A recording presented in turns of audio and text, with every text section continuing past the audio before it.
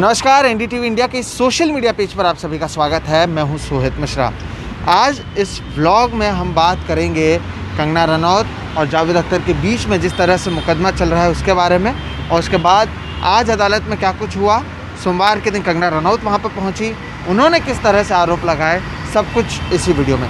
दरअसल 20 सितंबर है, आज सोमवार का दिन है, और आज की अगर बात करें तो अंधेरी कोर्ट में जावेद अख्तर ने जो पिछले साल कंगना रनौत पर मानहानि का मुकदमा किया था उसकी सुनवाई थी। पहले आपको बताते हैं मुकदमा क्यों किया गया था, क्या हुआ था।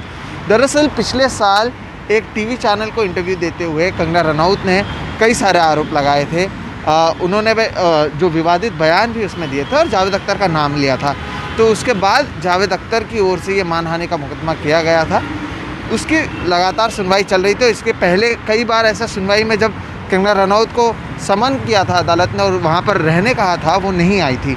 14 तारीख को इससे पहले आखिरी सुनवाई जब 14 सितंबर को हुई थी, तब भी कंगना नहीं पहुंची थी कोर्ट की ओर से, तब भी नाराज़गी व्यक्त की गई थी और कंगना रनौत के वकील की ओर से कहा गया था क्योंकि तबीयत ठीक नहीं है और इसी की वजह से वो यहाँ पर नहीं आ पाई। बहरहाल 20 सितंबर है, 20 सितंबर के दिन सुबह जावेद अख्तर पहुँचते हैं और उसके बाद कंगना रनौत पहुँचती हैं।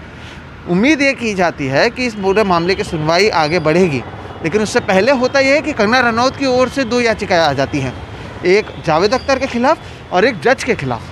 क्या होता है कि दरअसल जब कंगना रनौत के वकील हैं वो आते हैं और सबसे पहले ये कहते हैं कि जो जज हैं उन पर कंगना रनौत को भरोसा नहीं है।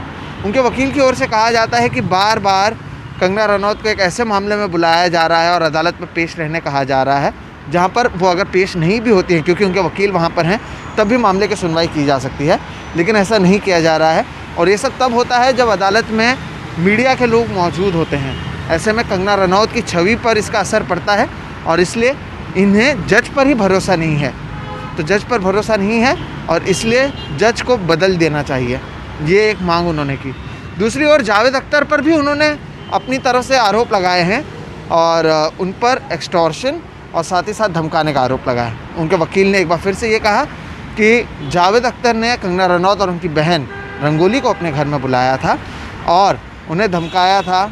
और ये हालांकि उनका कहना है कि ये कोई नया मामला नहीं है, ये काफ़ी पुराना मामला है, लेकिन उस समय कंगना रनौत डरी हुई थी और साथ ही साथ जावेद अख्तर की उम्र की वजह से उन्होंने इसकी शिकायत नहीं की।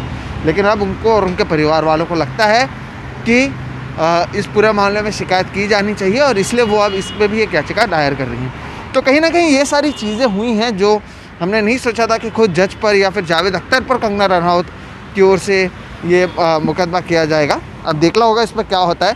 दरअसल जो कंगना रनौत की ओर से कहा गया है कि जज बदलने की जो उनकी मांग है उस पर सुनवाई 1 अक्टूबर को है।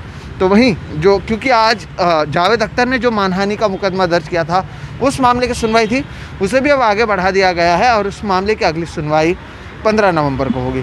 तो अब ये देखना अहम होगा कि इसमें आगे क्या कुछ होता है, कंगना रनौत की ओर से क्या कुछ कहा जाता है, अदालत में क्या कुछ होता है, जावेद अख्तर की ओर से क्या कोई रिएक्शन आता है। जावेद अख्तर की टीम ने कैमरे पर आकर बात नहीं की, लेकिन ये ज़रूर कहा कि जो भी कंगना रनौत के आरोप लगा रही हैं, उनके वकील जो आरोप लगा रहे हैं, वो सभी के सभी बेबुनियाद हैं। तो इस तरह से ये पूरा मामला अब तक बढ़ा है। आगे क्या कुछ होता है ये देखना अहम होगा। बहरहाल सोमवार तक की जितनी जानकारी थी वो हम आपके पास लेकर आए हैं और आगे भी इसी तरह से जो भी नए अपडेट्स होंगे उसे लेकर हम आपके सामने हाजिर होंगे। फिलहाल सोशल मीडिया व्लॉग में इतना ही। मेरा नाम है सोहित मिश्रा, कैमरे के पीछे हैं प्रवीण जी रोहित और आप देख रहे हैं एनडीटीवी इंडिया का सोशल मीडिया पेज।